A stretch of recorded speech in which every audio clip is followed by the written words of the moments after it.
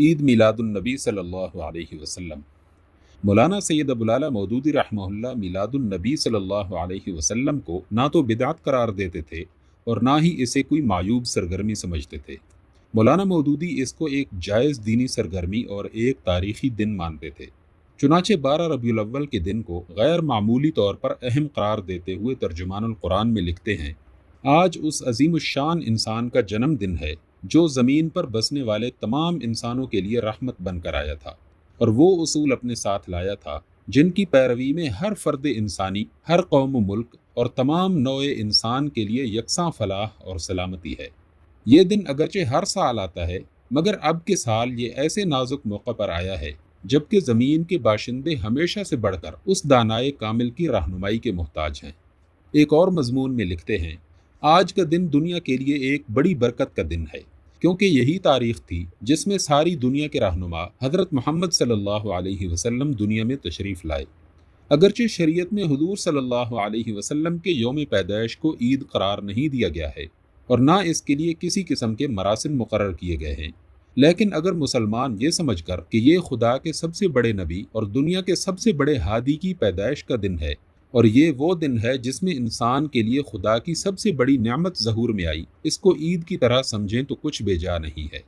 البتہ اس عید کے منانے کی یہ صورت نہیں کہ خوب کھاؤ پیو، چراغاں کرو، جلوس اور جھنڈے نکالو اور محض اپنی دل لگی کے لیے فضول نمائشی کام کرنے لگو۔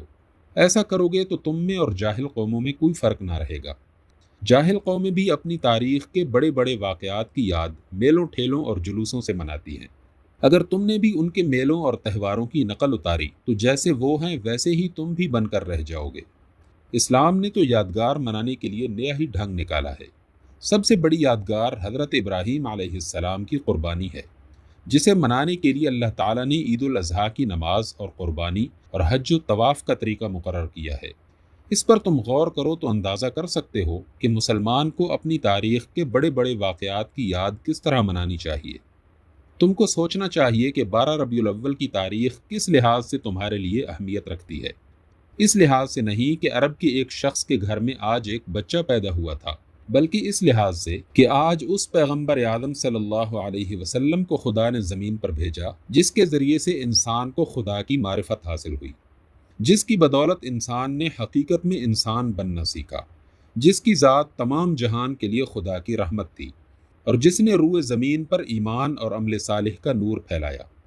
پس جب اس تاریخ کی اہمیت اس لحاظ سے ہے تو اس کی یادگار بھی اس طرح منانی چاہیے کہ آج کے روز حضور صلی اللہ علیہ وسلم کی تعلیم اور دنوں سے زیادہ پھیلاؤ، آپ کے اخلاق اور آپ کی ہدایات سے سبق حاصل کرو، اور کم از کم آپ کی تعلیم کا اتنا چرچا تو کرو کہ سال بھر تک اس کا اثر باقی رہے۔ اس طرح یادگار مناؤ گے تو حقیقت میں یہ ثابت ہوگا کہ تم یوم میلاد النبی کو سچے دل سے عید سمجھتے ہو، اور اگر صرف کھا پی کر اور دل لگیاں ہی کر کے رہ گئے تو یہ مسلمانوں کی سی عید نہ ہوگی، بلکہ جاہلوں کی سی عید ہوگی جس کی کوئی وقت نہیں۔ مولانا مودودی سے ایک سوال پوچھا گیا کہ آپ کی رائے میں کیا مولود شریف پڑھنا جائز ہے اور کیا اس میں تعظیماً کھڑا ہونا بھی جائز ہے؟ مولانا نے اس پر بہت ہی معتدل رہنمائی پیش کی۔ فرماتے ہیں، مولود شریف جس چیز کا نام ہے، دراصل اس سے مراد ذکر رسول اور سیرت رسول علیہ الصلاۃ والسلام کا بیان ہے۔ اس کے جائز ہی نہیں، کار ثواب ہونے میں بھی کسی کلام کی گنجائش نہیں ہے۔ البتہ اس میں غلط اور موضوع روایات بیان کرنا درست نہیں، اور مولود کی محفلوں پر اگر اعتراض ہو سکتا ہے تو اسی پہلو سے ہو سکتا ہے۔ رہا سلام کے لیے تعظیماً کھڑا ہونا، تو نہ یہ فرض و واجب ہے کہ ہر آدمی کو اس پر مجبور کیا جائے اور کھڑے نہ ہونے والے کو ملامت کی جائے، نہ یہ حرام ہے کہ جو ایسا کرتا ہے اس کو ملامت کی جائے۔ کوئی شخص اگر عقیدت کی بنا پر کھڑا ہو تو کوئی مضائقہ نہیں، لیکن اس کے لازم اور ضروری نہ ہونے کا ثبوت تو ہم ہر روز 5 وقتہ نماز میں دیتے ہیں۔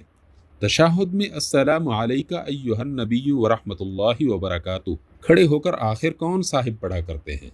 سب اس کو بیٹھ کر ہی پڑھتے ہیں، اور یہ تشہد خود رسول اللہ صلی اللہ علیہ وسلم کا سکھایا ہوا ہے۔